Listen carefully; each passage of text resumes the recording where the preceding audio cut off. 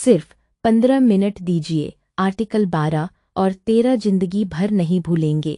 Hello my dear student, कैसे हैं सभी। तो आज हमारी क्लास थर्ड है पॉलिटी की और हमारा टॉपिक चल रहा था मौलिक अधिकार। और आई होप आपको बहुत अच्छे से विजिबल हो रहा होगा इसके अंदर भी। लेकिन मेरा मकसद ये है कि आप तक कंटेंट जाए, आप उसे डेली के डेली पढ़ें। ये नहीं है कि ये आपकी स्क्रीन डिजिटल होनी चाहिए, बोर्ड होना चाहिए या कॉपी पेन पे नहीं होगा। तो आप भी थोड़ा साथ दें।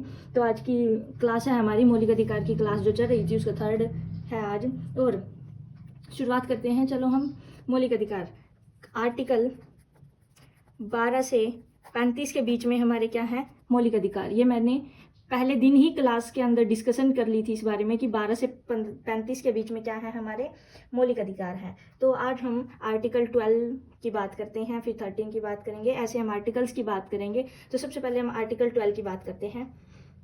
आर्टिकल 12 की बात करेंगे, 13 की बात करेंगे, 14 की बात करेंगे। जहाँ तक आज की क्लास चल पाएगी वहाँ तक हम डिस्कशन करेंगे आर्टिकल्स के बारे में। बहुत इंपॉर्टेंट आर्टिकल है आर्टिकल नंबर 12।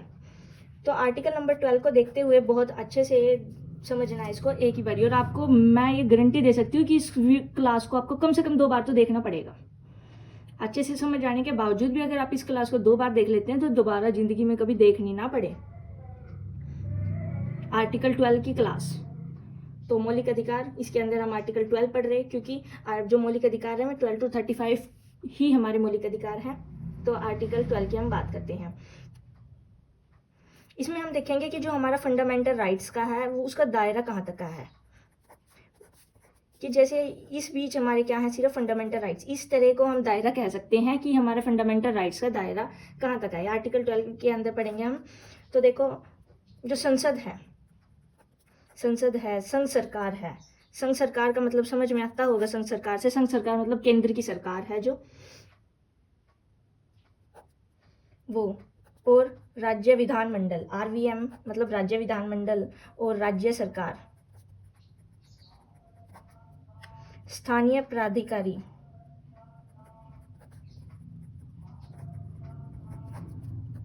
और अन्य प्राधिकारी। अभी समझाएंगे आपको, एक बार नोट कर ले कि अन्य प्राधिकारी। फंडामेंटल राइट के दायरे के अंदर ये भी राज्य है, ये भी राज्य हो सकते हैं, ये भी राज्य है और ये भी राज्य है। फंडामेंटल राइट्स का दावा है। किसका दावा है? फंडामेंटल राइट्स का दावा है कि संसद भी, संघ सरकार भी, राज्य विधानमंडल भी, राज्य सरकार भी, स्थानीय प्राधिकारी भी और अन्य प्राधिकारी भी क्या है? राज्य। क्या है? राज्य। तो देखो कि क्या संसद से तो आप लोगों को समझ में आ गया होगा कि संसद क्या है, जिसके अंदर लोकसभा, राज्यसभा, विधानसभा, विधान परिषद सभी होते हैं। संघ सरकार जो केंद्र की सरकार है, जैसे अभी हमारे यहाँ सी भाजपा सरकार है, मोदी सरकार है, वो उसे संघ सरकार, संघ केंद्र भी कह सकते हैं। ये राज्य विधानमंडल है और ये राज्य सरकार, जैसे हरियाणा के अंदर अगर हम बात करें तो सैनी सरकार के नाम से भी कह सकते हैं, तो वो राज्य सरकार हुई। अब आई बारी की स्थानीय प्राधिकारी और अन्य प्राधिकारी। इसमें आप नहीं जान पाए रहे होंगे कि क्या होता है ये। तो आप लोगों को नहीं पता होगा कि स्थानीय प्राधिकारी और अन्य प्राधिकारी क्या है। तो स्थानीय प्राधिकारी के अंतर्गत पंचायतें, पंचायत, नगर पालिका, जिला बोर्ड सदस्य, ये सब स्थानीय प्राधिकारी के रूप में है। और पंचायतें, नगर पालिका, जिला बोर्ड सदस्य, ये सभी की अगर हम बात करें तो स्थानीय प्राधिकारी और एक फंडामेंटल राइट्स का दावा है कि ये भी राज्य हो सकते हैं आर्टिकल 12 के अंदर। अब आता है अन्य प्राधिकारी की। अगर हम बात करें, आप लोगों से एडवाइस, आप साथ के साथ अपने नोट्स प्रिपेयर करते रहिए कि बार बार वीडियो ना देखनी पड़े। एक बार वीडियो को देखा, नहीं समझ आया, 2 बार देखा, ऐसे नोट्स तैयार किए कि डेली का सिर्फ 1-2 पेज का नोट्स होना चाहिए, इससे ज़्यादा नहीं होना चाहिए। इससे ज़्यादा होगा तो आपके लिए ही दिक्कत है कि एग्जाम टाइम में आप इतना ज़्यादा नोट्स का एक बंडल लेके बैठोगे तो थोड़ी तैयारी होती है। उस टाइम तो आपको रिवाइज करना होता है। तो देखो कि अन्य प्राधिकारी के रूप में क्या है। वित्तीय सहायता, सरकार से जो वित्तीय सहायता होती है। शायद आपको ये रेड पेन विजिबल ना हो। और सेकंड है प्रशासनिक शक्ति। और थर्ड है विभाग। फोर्थ है सामूहिक कार्य, विभाग मतलब डिपार्टमेंट्स। प्रशासनिक शक्ति, एडमिनिस्ट्रेटिव पावर, एडमिनिस्ट्रेटिव पावर। अगर आप लोगों को क्लास में ये चीज़ें समझ नहीं आती कि क्या है तो आप कमेंट कर दीजिएगा कि मैम या दीदी सिस्टर जो भी आपको कहना है कि इसका मतलब समझाइए कि ये क्या है। तो इन 4 चीज़ों को बिल्कुल याद कर लीजिए। ये किसके अंदर रखा गया है? जो सरकार से प्राप्त होते हैं उनको अन्य प्राधिकारी के रूप में क्या रखा गया है? क्या क्या है? वित्तीय सहायता, प्रशासनिक शक्ति, विभाग, डिपार्टमेंट, सामूहिक कार्य, ये सब वित्तीय, याद कर लो, वित्तीय सहायता, प्रशासनिक शक्ति, विभाग और सामूहिक कार्य, ये किसके हैं? अन्य प्राधिकारी। और ये भी राज्य के रूप में हो सकते हैं। अगर बात करी जाए कि स्थानीय प्राधिकारी, तो पंचायतें आएगी, नगरपालिका आएगी, जिला बोर्ड सदस्य आएंगे। 3 आएंगे, पंचायतें, नगरपालिकाएं, जिला बोर्ड सदस्य। पंचायतें हमारी कौन सी अनुसूची के अंदर है? पंचायतें अनुसूची, इंग्लिश में कहते हैं शेड्यूल। शेड्यूल कौन सी अनुसूची के अंदर है? पंचायतें 11वीं अनुसूची के अंदर। और नगरपालिका किस अनुसूची के अंतर्गत है? 12वीं अनुसूची के अंतर्गत। जो साथ साथ चलता रहेगा, हम साथ साथ डिस्कशन करते रहेंगे, उसके बारे में भी नोट कर लीजिएगा कि पंचायतें 11वीं अनुसूची के अंतर्गत, नगरपालिकाएं 12वीं अनुसूची के अंतर्गत, और ये सब और जिला बोर्ड सदस्य, ये क्या है? स्थानीय प्राधिकारी। और अगर अन्य प्राधिकारी की बात करें तो वित्तीय सहायता, प्रशासनिक शक्ति, विभाग, सामूहिक कार्य, ये सब इसके अंदर आएंगे। अब हम बात कर लेते हैं आगे आर्टिकल 13 के बारे में। आर्टिकल 13 क्या कहता है? कुछ कानून ऐसे हैं जिनसे हम फंडामेंटल राइट की सुरक्षा कर सकते हैं। कानूनों से फंडामेंटल राइट्स प्रोटेक्शन या सुरक्षा, फंडामेंटल राइट्स की कुछ कानून, वो क्या, कौन से कानून हैं जिनसे फंडामेंटल राइट की, और आर्टिकल 13 के अंदर क्या है? ऐसे कानून जिनसे हम फंडामेंटल राइट्स, अपने मौलिक अधिकारों की सुरक्षा कर सकते हैं, वो किसके अंतर्गत है? कौन से आर्टिकल के अंदर है? वो आर्टिकल 13 के अंदर है। मतलब बात पे फोकस किया करो कि क्या कहे जा रहा है आप लोगों को। तो देखो, इसमें हम आपको सिखाएंगे 13 क्लॉज 1, 13 क्लॉज 2, 13 क्लॉज 3 और मोस्ट इंपॉर्टेंट 13 क्लॉज 4। स्टार ला के लिख लो इसको, 13 क्लॉज 4। और ये जो 13 क्लॉज 4 है, ये जो 13 क्लॉज 1 है ये मूल संविधान में था, 13 क्लॉज 2 भी मूल संविधान में था, 13 क्लॉज 3 भी मूल संविधान में था, लेकिन 13 क्लॉज मेरे मूल संविधान में नहीं था। तो ये कहाँ से आया? जो भी हमारे संविधान के अंदर कुछ भी चीजें आती है वो कहाँ से आती है? तो वो आती है हमारे संविधान के अंदर से। कुछ ऐड करना हो संविधान के अंदर, परिवर्तन करना हो, कुछ भी करना हो, तो वो कहाँ से होता है? तो संविधान संशोधन की प्रक्रिया से संभव है। वो चीज किससे संभव है? संविधान संशोधन की प्रक्रिया से। तो 13 क्लॉज 4 को भी जोड़ा गया संविधान संशोधन की प्रक्रिया से। कौन सा संविधान संशोधन? 24वां संविधान संशोधन। और कल भी मैंने बताया था कि ये कब हुआ था, कमेंट में।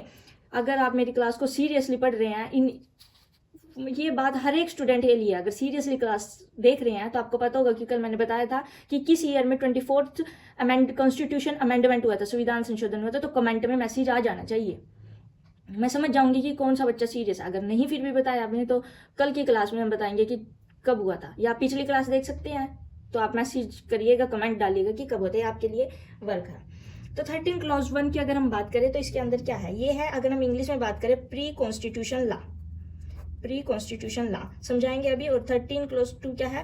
Post constitution law. ये दोनों अभी हम समझाते हैं। प्री कॉन्स्टिट्यूशन लॉ क्या है, हिंदी मीडियम वालों के लिए समझाते हैं कि क्या है। जो हमारी संसद है,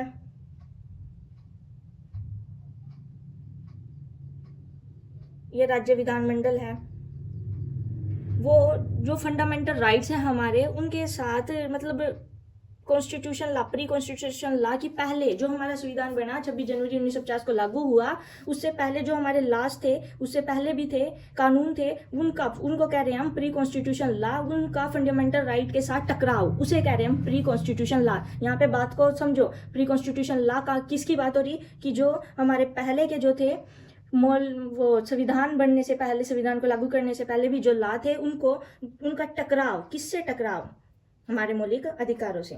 और इसी से जन्म होता है एक ग्रहण के सिद्धांत का।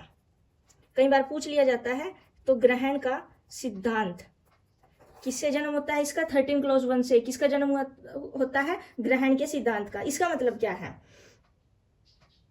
कि इसके लिए, कि 13 क्लॉज 1 के लिए कोई भी विधि लागू की गई और वो टाइम के साथ, मतलब अगर वो टकराव खत्म हो गया तो वो टाइम के साथ क्या होगी? वो भी खत्म होगी। जैसे ग्रहण लगता है तो कुछ समय के लिए लगता है, फिर वो हट जाता है, तो उसी प्रकार से इसका नाम रखा गया ग्रहण का सिद्धांत।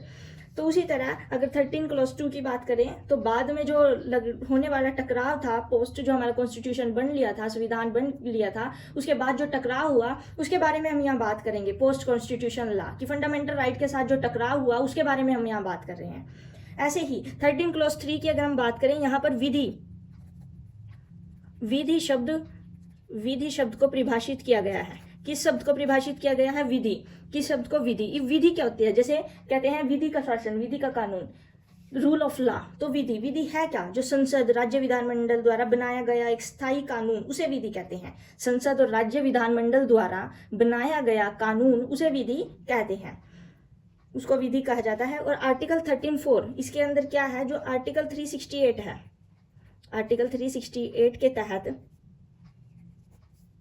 बनाई गई विधि 13 क्लॉज 2 के तहत विधि नहीं मानी जाएगी। कि जो 368 आर्टिकल है, आर्टिकल 368, इसके तहत जो विधि बनाई जाएगी, जो कानून बनाया जाएगा, वो 13 क्लॉज 2 के तहत विधि माननी नहीं जाएगी। 13 क्लॉज 2 में क्या है? Pre constitution law. बस इसके अंदर यही है 13 क्लॉज 4 में, कि जो 368 आर्टिकल के तहत बनाई गई विधि होगी, बनाया गया कानून होगा, वो 13 क्लॉज 2 के तहत वो मान्य नहीं होगा, वो मान्य नहीं जाएगा। और ये 13 क्लॉज 4 में कब आया? जब 24वां संविधान संशोधन हुआ। और ये डेट आपको कमेंट बॉक्स में डालनी है कि कब हुआ। 13 क्लॉज 3 में विधि जो शब्द है उसको परिभाषित किया गया। और post constitution law 13 clause 2, pre constitution law 13 clause 1, ये सब है। और ये 13 आर्टिकल 13 क्या, जो एज इसके अंदर कानून जो फंडामेंटल राइट्स को, कुछ कानूनों से, जिन कानूनों से हम फंडामेंटल राइट्स की सुरक्षा प्रदान करते हैं, वो आर्टिकल 13 के अंदर हमने डिस्कस किए। आर्टिकल 12 की राज्य, जैसे संसद, संघ सरकार होगी, राज्य सरकार होगी, राज्य विधानमंडल हो गया, स्थानीय प्राधिकारी, अन्य प्राधिकारी, स्थानीय प्राधिकारी के अंदर पंचायतें होगी, नगर पालिकाएं होगी, जिला बोर्ड सदस्य हो गए, और जो अन्य प्राधिकारी उसमें हो गए कि सरकार से जो वित्तीय सहायता है, ये प्रशासनिक शक्ति, विभाग, सामूहिक कार्य, ये सब। आज के लिए इतना ही। Thank you. आज के लिए 2 आर्टिकल, मोस्ट इंपॉर्टेंट आर्टिकल। बार बार वीडियो देखो, कम से कम 2 बार देखो, तब समझ में आएगा अच्छे से। और कमेंट कीजिएगा, आंसर भी दीजिएगा, और कैसी क्लास लगी है वो भी बताइएगा। देख के, सीन करके छोड़ के मत जाना। और अगर अच्छी लगे तो लाइक, कमेंट। Thank you.